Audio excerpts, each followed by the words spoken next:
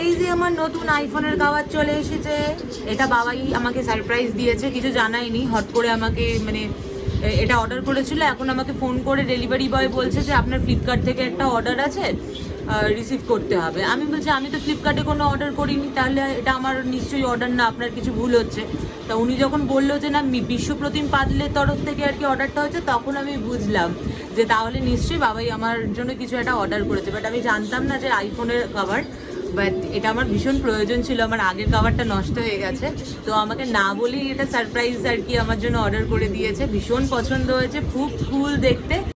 Thank you বাবা।